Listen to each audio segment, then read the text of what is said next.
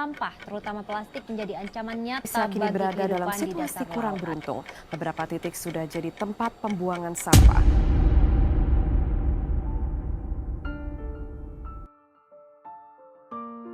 Indonesia adalah salah satu pusat dari ekosistem laut dunia karena merupakan rumah dari 76% terumbu karang, hutan bakau, dan ragam jenis spesies laut lainnya.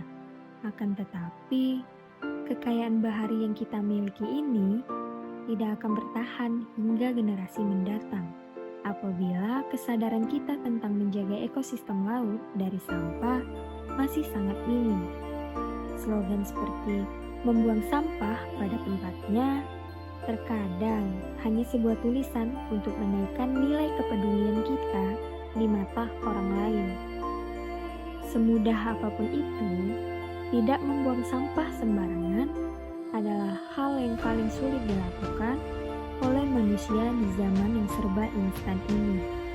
Padahal tugas kita setelah menikmatinya hanyalah sederhana, yaitu menjaga dan melestarikannya. Pada abad ke-21 ini, manusia hidup mengandalkan plastik sebagai bahan yang familiar dengan segala produk. Akan tetapi, dampak yang ditimbulkan dari sampah plastik ini juga sangat fatal, terutama untuk ekosistem dan biodata laut kita.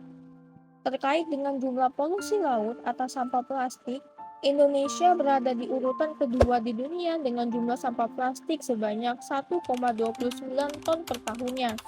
Dan tidak mengherankan apabila belakangan ini terdapat beberapa kasus yang sangat memprihatinkan terkait dampak penyebaran plastik di lautan. Sejauh ini, kasus kematian hewan laut kebanyakan karena penyumbatan usus pada hewan yang pencernaannya terganggu, salah menelan sampah plastik. Dari sampah plastik kemudian ada juga mikroplastik. Ikan-ikan konsumsi seperti cakalang, tuna, dan lainnya pun bisa terkontaminasi karena penyebaran mikroplastik. Mikroplastik ini kemudian dikonsumsi oleh zooplankton yang menjadi bagian dari rantai makanan ekosistem laut. Dari rantai makanan inilah terjadi proses transfer mikroplastik hingga ke tubuh manusia.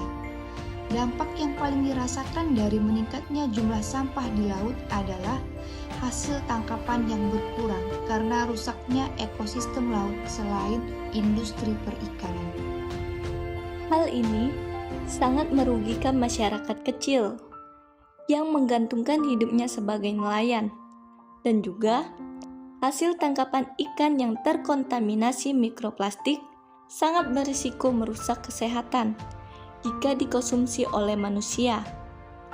Hal ini berarti sampah plastik bukan hanya berdampak terhadap kerusakan biota laut ataupun kerusakan alat penangkapan ikan, akan tetapi juga berimbas pada perekonomian dan kesehatan kita.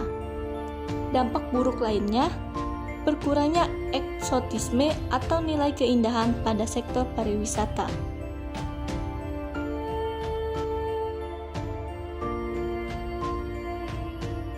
Solusi dari pencemaran sampah di laut yaitu pengurangan penggunaan sampah, perbaikan pengelolaan sampah, komposisi sampah, produksi barang ramah lingkungan secara massal, kebijakan pencegahan dan penanganan sampah plastik di laut secara nasional dan internasional, serta memberikan edukasi dan pelatihan mengenai penanggulangan sampah di laut.